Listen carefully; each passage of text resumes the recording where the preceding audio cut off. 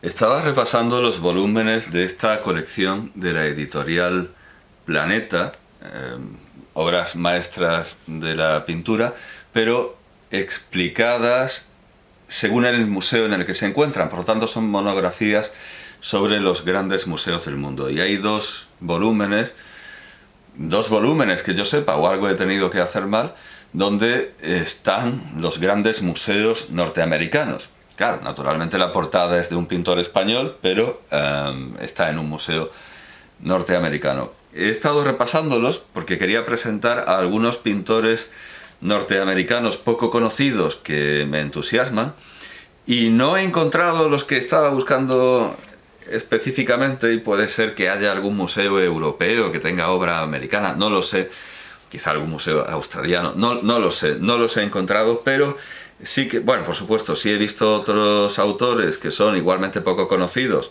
que ya presentaré, y que me parecen, bueno, y otros muy conocidos, y que me parecen igualmente dignos de un estudio, un comentario, un análisis.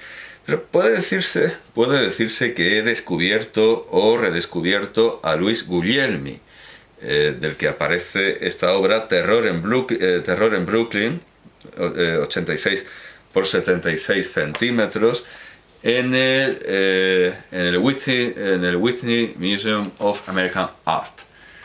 Entiendo que está en el Whitney, porque es en la segunda parte, y sí, creo. A ver. No estoy muy seguro, parece ser, bueno, Museo de Arte Moderno de Nueva York, eso sería el MoMA. Bueno, da igual, porque como sí he buscado la obra vamos a ver dónde está. Sí, está en el Whitney Museum of American Art, y luego leeremos la ficha oficial del propio museo acerca de esta obra.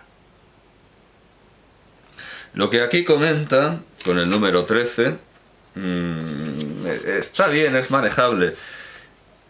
Cada obra tiene un número, pero como primero dedican una introducción a hablar del museo, siempre hay que irse más adelante. Payaso azul, siempre hay un payaso en estas colecciones.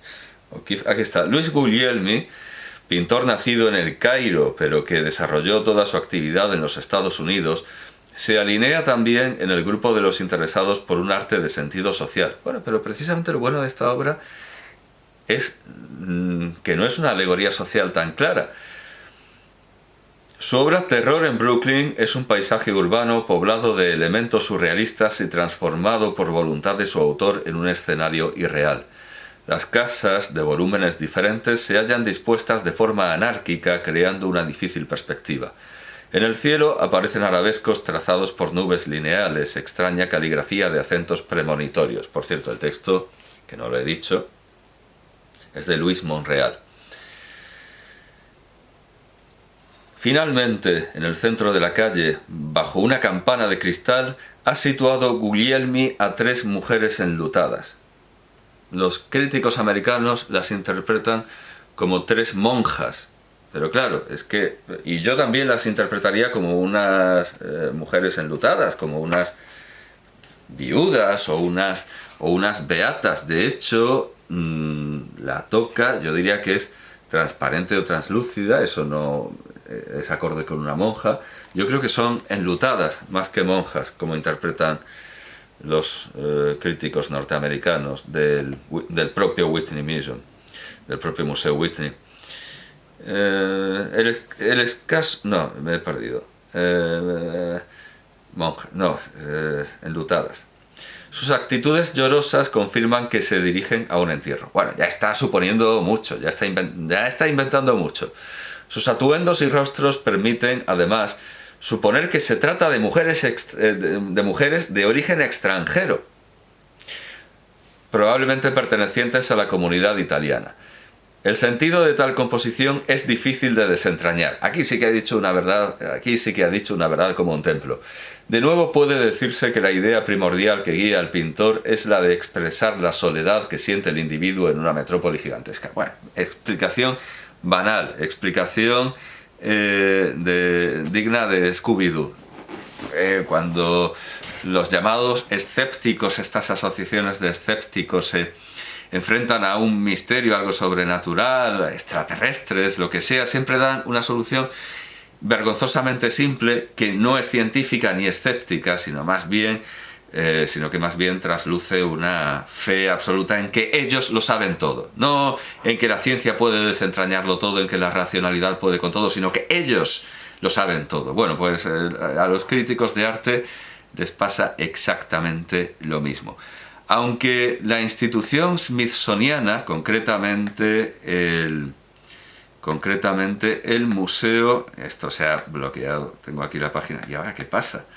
El museo, bueno, voy a volver a hacerlo. Bueno, me dice bienvenidos al Museo de Arte Smithsoniano y su Galería Renwick. Bueno, pues esta institución SAAM, Smithsonian American Art Museum, tiene, y alguien dirá, ¿cómo has pronunciado museo en inglés?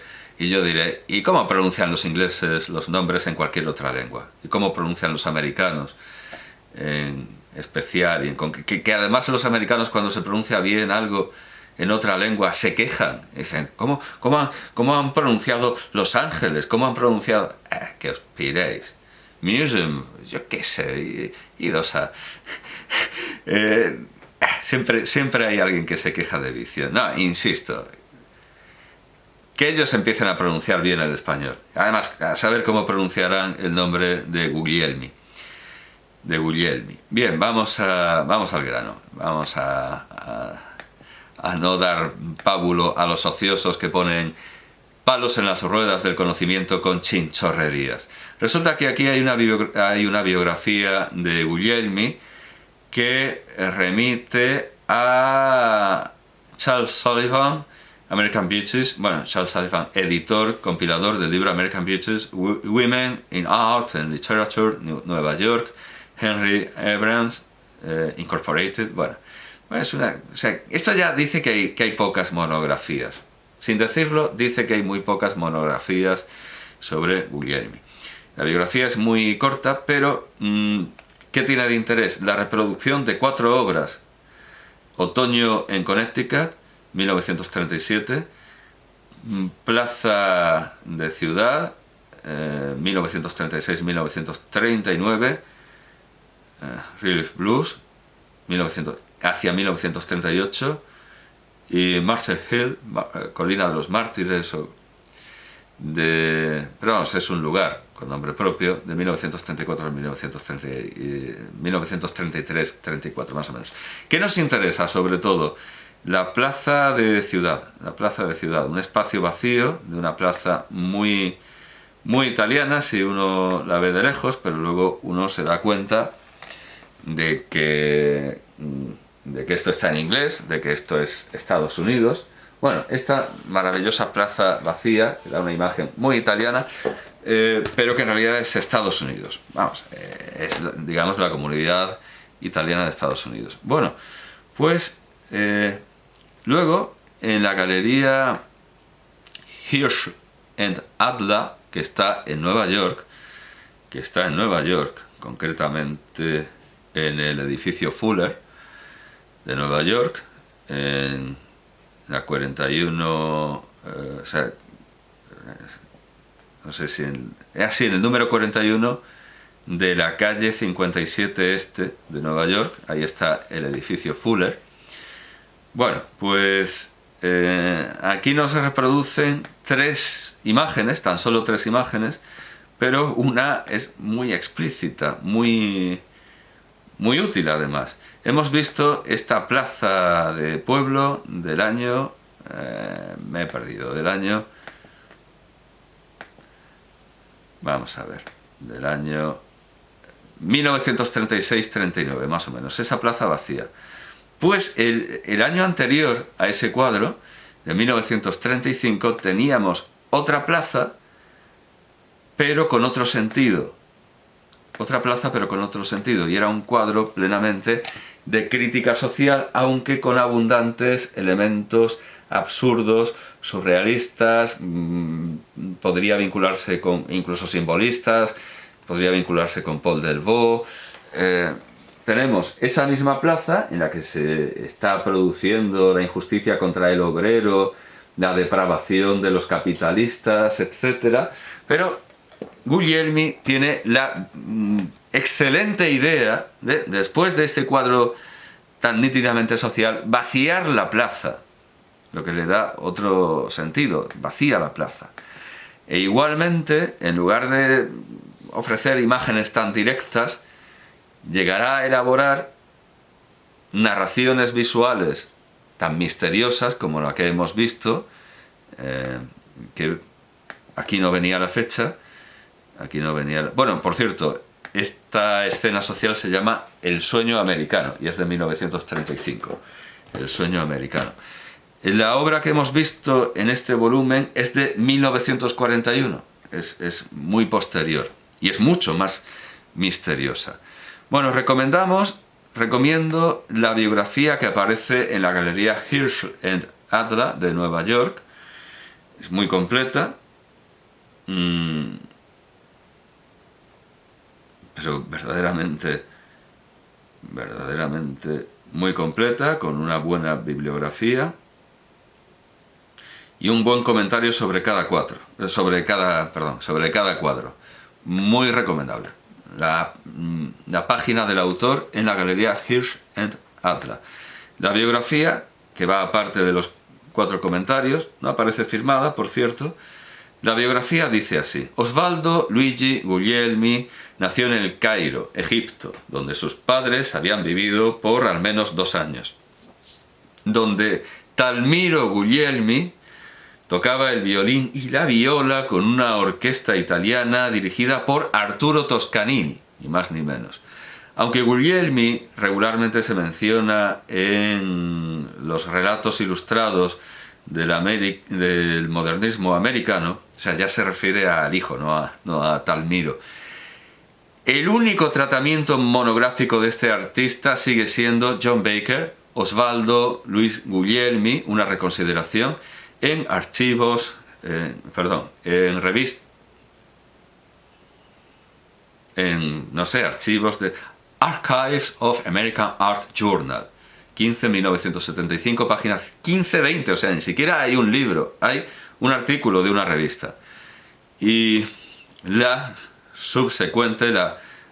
subsiguiente exhibición de Baker y su catálogo, el catálogo de la exposición subsiguiente, Osvaldo Luis Guglielmi, una exhibición retrospectiva, el catálogo de Nueva Brunswick, Nueva Jersey, Universidad Rutgers, la Galería de Arte de la Universidad Rutgers, 1980, ahí se hizo.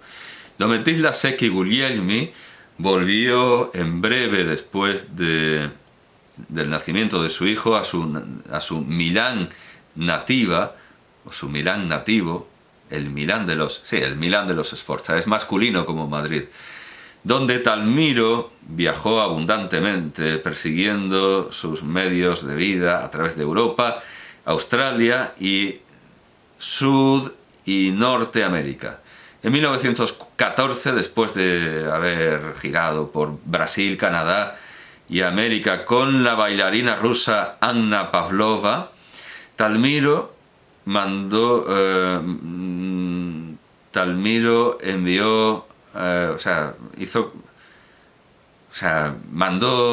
que su familia se reuniera con él en la ciudad de Nueva York.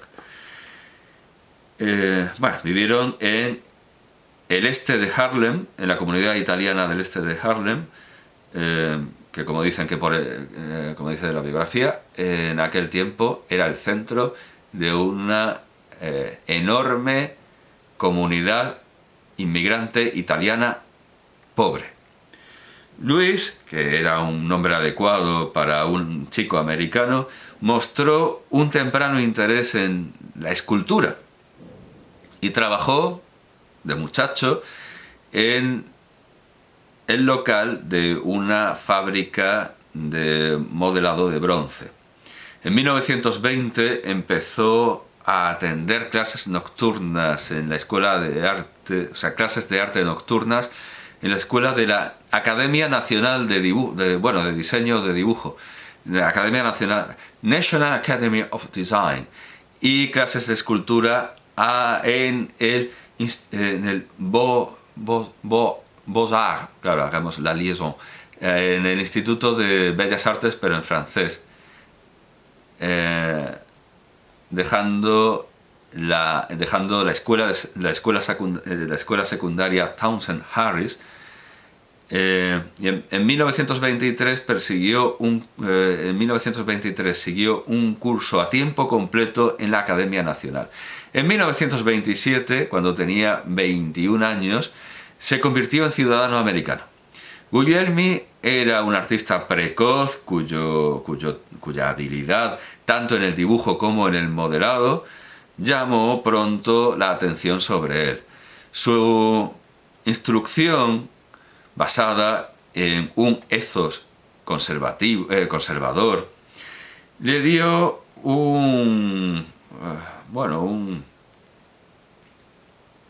iba a decir un firme rodrigón técnico, sí, traduzcámoslo con esa libertad, aunque rápidamente se dio cuenta rápidamente empezó a considerar su experiencia como sin imaginación y bloqueante. Después de dejar la Academia Nacional de Diseño de Dibujo, se convirtió en un modernista en el sentido norteamericano, con el entusiasmo de un converso. En 1943, aquí quería yo llegar, en 1943 escribió, claro, muy a toro pasado, porque hemos visto que en 1943 ya tenía su obra imaginativa, divergente, más que hecha. En 1943 decía: me di cuenta de que no había aprendido nada de valor, de que los profesores no tenían imaginación, conocían poco y daban menos. Las paredes de la escuela estaban cubiertas desde el suelo hasta el techo con pinturas inocuas, el testamento de varias generaciones de pintores olvidados. Dejé la escuela de arte como un sepulturero con prisa para enterrar un cuerpo no reclamado. Había descubierto a Cézanne y el entero movimiento moderno. Luego en 1900... esto sigue siendo, entiendo, el relato autobiográfico de 1943. Luego dice: la siguiente media docena de años la pasé en un trabajo inadecuado tras otro. No fue hasta 1932 cuando empecé a pintar seriamente de nuevo y considero ese año mi comienzo como artista. Una beca de verano en la colonia McDowell fue una gran ayuda. Bueno, luego, claro, vino la Gran Depresión, vinieron una serie indudablemente, de problemas mundiales, nacionales y personales que, bueno, acaban con un ataque al corazón en Long Island. Muere de un ataque al corazón en Long Island y se lo olvida, al igual que esos pintores de las paredes de la academia con los que debería haber sido un poco más indulgente. A él también se lo olvida por razones evidentes, porque se muere. Y bueno, claro, los artistas cuando se mueren pues tienen una revalorización de su obra, pero parece que no fue el caso, porque había... es que claro, murió en 1900... Es que al principio se fue a Italia, lo olvida, ¿no? Quien se fue a Sevilla perdió su silla, que es algo que se dice precisamente por un arzobispo de Sevilla. O sea, lo olvidan en Estados Unidos, luego vuelve, con lo cual también, por supuesto que lo olvidan en Italia, y muere cuando está triunfando el expresionismo abstracto. Entonces es un pintor plenamente olvidado, como evidencia que no haya libros sobre él, que no haya monografías enteras, completas sobre él. En cuanto al cuadro que hemos visto aquí, hay, como he dicho, una ficha en el Whitney Museum of American Art. Louis Guglielmi, Terror in Brooklyn, 1941. Y hay una explicación igual de poco explicativa que la que hay aquí. Aparece sin firmar, por cierto. Sí, o sea, es una cosa que se atribuye al museo. Terror in Brooklyn, la obra más conocida de Louis Guglielmi, o sea, sumamos esto, digamos que es su culmen, su mezcla perfecta entre la pintura social y política y la pintura misteriosa, y a la vez la pintura que obedece a escuelas determinadas, modernista, surrealista. Me parece bien considerarla su obra maestra, aunque estas variaciones sobre plazas de pueblo me parecen igualmente importantes. Luego también, por supuesto, hay escenas de pueblo bajo que podrían coincidir perfectamente con el arte socialista y con el arte fascista. Algunos cuadros suyos podrían ser perfectamente cuadros de Casorati, podrían ser cuadros de la Italia fascista. Pero bueno, sí, tiremos de este hilo, que es el que nos ha llevado a esta disquisición, a esta presentación, y consideremos que su obra más importante es Terror in Brooklyn. Bueno, pues dice, es una altamente enigmática y respuesta personal a las condiciones sociales. O sea, no nos va a decir nada, que es un misterio. Pero sí nos dice algo importante. Bueno, después de decir que hay 3 mujeres con hábito de monja, pero bueno, ya hemos visto que no se tienen por qué interpretar como monjas, y yo diría que no son monjas. En una campana de cristal, Bell Jar, que es una imagen usada, como bien sabemos, por Sylvia Plath, The Bell Jar de Sylvia Plath. Bueno, pues nos dicen algo importante. Aparte de una respuesta a Guglielmi cuando pidieron que explicara la obra, bueno, dijo: son ideas asociativas e imágenes determinadas por mi estado de ánimo causado por eventos irracionales en el mundo objetivo, asesinatos en las calles, guerra, realidad subjetiva. Esto es lo que respondió, que es como no responder nada, y muy bien que hizo, pero nos da una clave muy, muy importante, y es que al principio, cuando se exhibió en una muestra colectiva en Downtown Gallery, el mismo año en que fue pintado, el cuadro tenía otro título. El cuadro entonces se titulaba Beatitudes Pélvicas, Brooklyn. Beatitudes Pélvicas, Brooklyn. Ese es su título original, con lo cual nos deja pensando en hasta qué punto es importante el título de una obra, porque yo incluso diría que es un cuadro completamente distinto si se titula Terror en Brooklyn a si se titula Beatitudes Pélvicas. ¿Por qué Beatitudes Pélvicas? Porque aquí hay unas pelvis cruzadas y colgando, y que desde luego podrían interpretarse, se interpretan de muchas maneras. Incluso aquí en esta nota del Museo Whitney se dan 2 interpretaciones distintas que representan el sexo, porque son 2 pelvis cruzadas, bueno, incluso 3, la religión, porque tiene forma de cruz, aunque no tanto, y el horror, la violencia, los asesinatos. De hecho, bueno, los desconchones o el ladrillo rojo visto del edificio podrían interpretarse como manchas de sangre, que el edificio está sangrando. Es sobreinterpretar, por supuesto, porque no son más que ladrillos rojos. También vemos los rastros de que han pasado unos aviones, y además han pasado no siguiendo un vuelo normal, sino dando vueltas, haciendo cosas raras.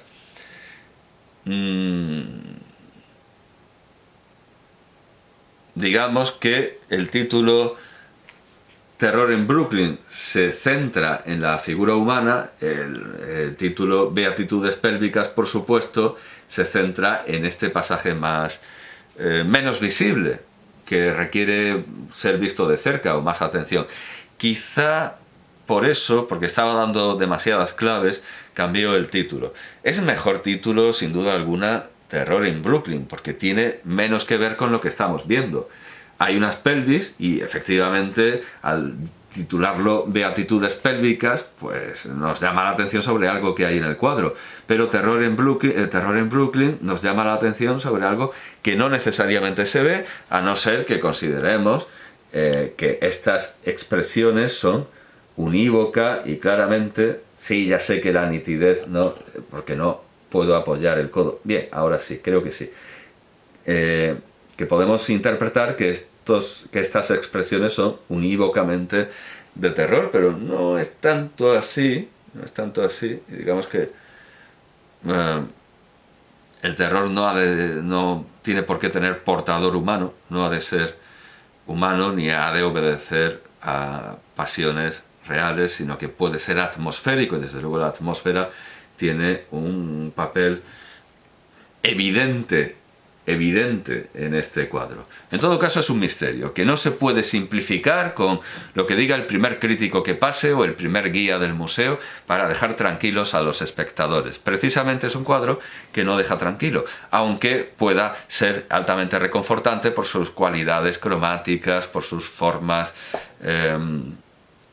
que buscan la geometría como podría hacerlo perfectamente el arte fascista, pero sin duda desasosegante por su misterioso concepto que no se puede, ya lo digo, aclarar ni explicar a la ligera, y eso es más que interesante, eso es muy interesante, más que interesante.